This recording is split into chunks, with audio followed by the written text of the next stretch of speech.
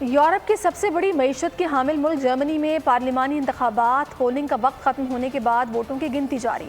Chancellor Angela miracle کا 16 برس بعد محیط اقتدار اور اس کے ساتھ ہی جرمن سیاست کا ایک باب ختم ہونے کو ہے۔ گزشتہ 4 برسوں کے دوران 6 نئی سیاسی جماعتیں پارلیمان کا حصہ بنی۔ مجموعی طور پر 47 جماعتوں میں اقتدار کے حصول کا مقابلہ جاری ہے۔ پاکستان نژاد جرمنوں کی بڑی تعداد نے بھی اپنے ووٹ ڈالے۔ پولنگ کے بعد کامیاب جماعت کا اعلان اگلے 2 روز میں ٹی وی چینلز اور اخبارات کے ذریعے ہوگا۔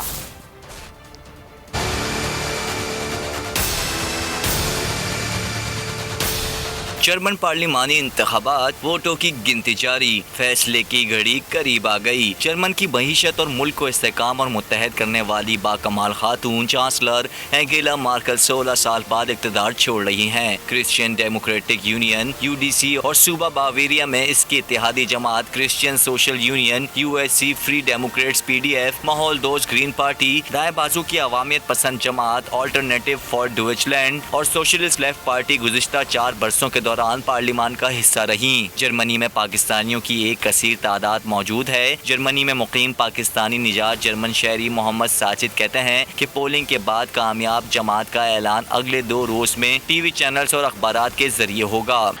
اس پر رجحان جو ہے جرمن عوام کا SPD، PDS اور جو ہے گرین پارٹی کی طرف ہے۔ آفیشلی اینڈ رزلٹ ہے وہ آپ کو اگلے 1-2 دن میں جو ہے ٹی ویز میں اور اخباروں میں بتایا جائے گا۔